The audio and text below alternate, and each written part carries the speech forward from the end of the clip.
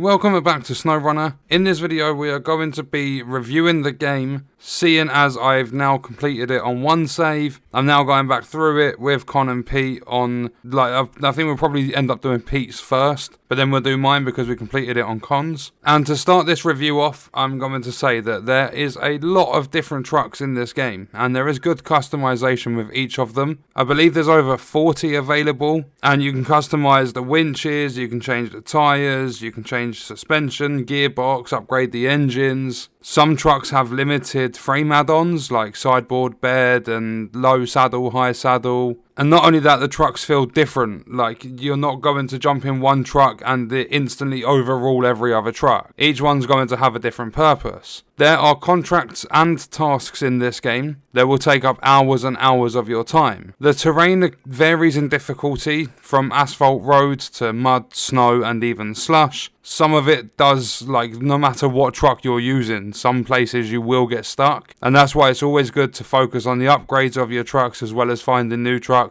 and buying new trucks, because the winches definitely come in handy. There are different vehicle classes in this game. You have scouts, which obviously do the scouting and the recon to unlock the watchtowers and explore more of the maps. You have heavies, you've got heavy duty, you have highway trucks, you've got off-roads, and they're all for different challenges. For a scout you would go exploring, for off-roads you would do off-road activities. For heavies you might use them to pull other vehicles out of, there's different tasks in the game where vehicles are stuck and you might need to pull one of them out using a heavy. Each different class has a different role in the game. Another good thing about this game is there is more than just logs. In MudRunner we just had logs and you'd have to take them from a log station down to a lumber mill, things like that. This time around in SnowRunner there is a decent amount of different cargoes you can haul. You've got wooden planks, metal planks. Logs will be coming. They'll be making a comeback at some point during the first year. But then you have concrete slabs. You have oil barrels, fuel barrels. There's a decent amount of them. Trucks you can restore and keep.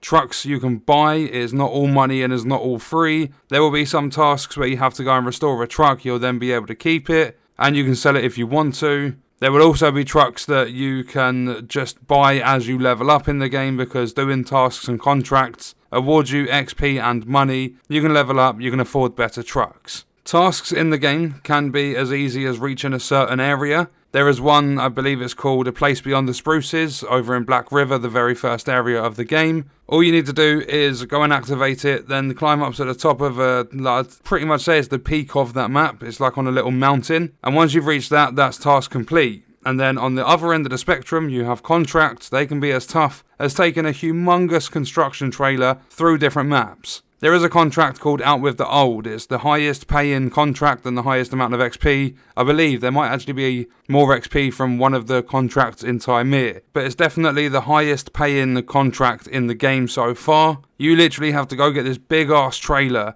You have to take it all the way through Drummond Island, bring it back to Smithfield Dam, then take it to a drilling site. Tasks are basically side missions, contracts are like main missions. As well as all of that, you have co-op, online co-op up to 4 players as well as single player. There is one thing that players would take as a downfall, as well as some players would see it as a positive for the game, but when you're playing co-op, it only saves the progress for the host. I would say it can be looked at as in a negative way, because if you're playing with the same people all the time, it'd be nice to have that progression across everyone. But at the same time, if you're solo or even in co-op, because we now have 3 different games we can do all the contracts and tasks on. But if you're playing single player, then you've completed every single thing you can in the game, then you can always jump into a random co-op and you can help some other players out. There are positives and negatives, but the game is co-op up to 4 players online as well as single player. And in my opinion, the game is really, really addicting. It's slow paced because you're driving trucks, it's not a racing game. But it's addicting and it's definitely relaxing. There will be some stressful parts when you're on tough terrain. You've got a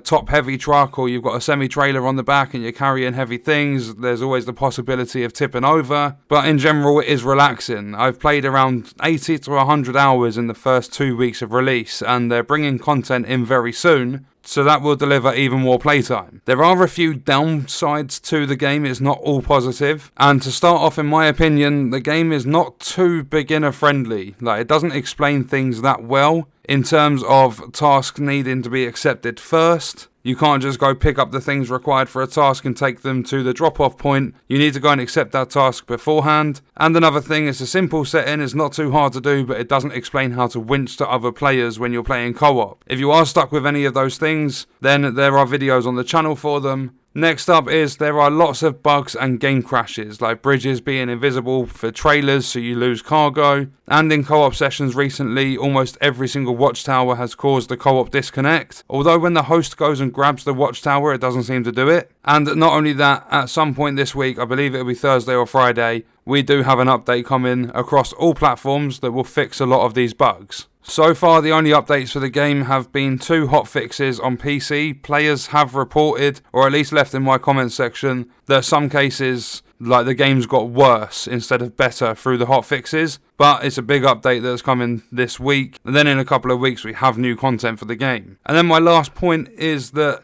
it's just driving around, you pick up cargo, you drop it off. It's literally just a delivery simulator with trucks going from A to B. It's amazing, I love it, Pete loves it, Con loves it, there's lots of players that will, but if driving, if you're not too interested in the type of game that it is, then it can become tedious very, very quick. And on that note, I'm going to end the review there. My rating for this game is a 9.5. The reason I've given it a 9.5 is because my opinion, it's an amazing game. It would have been boosted all the way up to a 10 and would have been a perfect if there wasn't bugs. I know the bugs are being fixed, but I've played for the last 2 weeks roughly since the game came out with those bugs, so it's knocked my rating down to a 9.5. But this game is incredible. If you like driving, if you've enjoyed MudRunner, if you like the idea of simulators, driving from A to B, picking up cargo, because there's cranes and stuff in the game as well, then it's definitely worth picking up. So let me know your thoughts and stuff in the comments and what rating you've given the game yourself. I hope you guys enjoyed the video. Thank you for watching.